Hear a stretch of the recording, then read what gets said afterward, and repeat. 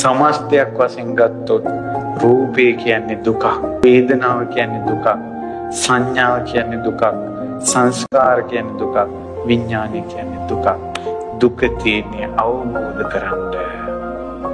ඒ වුණාට අපි රූපය අවබෝධ කරගන්න නෙමෙයි, රූපය අඩුපාඩු වෙනවා. දැන් කොණ්ඩේ මදි, දැන් පාට මදි, ඊළඟ ජීවිතේ පාට වෙන්න ඕන. දැන් කටහඬ මදි, ඊළඟ ජීවිතේ හොඳ කටහඬක් ලැබෙන්න ඕන. කිසිම කෙනෙක් තමන්ගේ ඉන්ද්‍රියන් අයින් සෑහීමකටපත් වෙන්නේ නැහැ.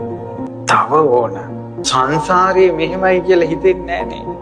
අපි සම්පයෝගෝ දුක්ඛෝ, අප්‍රියං හා එකතු වීම දුකක්.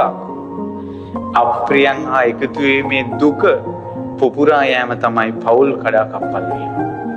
පෞල් කඩාකප්පල් වෙච්ච මේ ලෝකේ කී දෙනෙක්ගෙන් එක්කෙනෙක්වත් මේ වනාහි දුක්ඛාරිය සත්‍යයි කියලා අවබෝධ කළාද?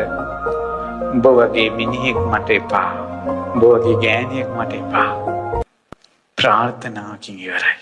අප්‍රියං හා එක්වීම දුකක් කියලා හිතන්නේ.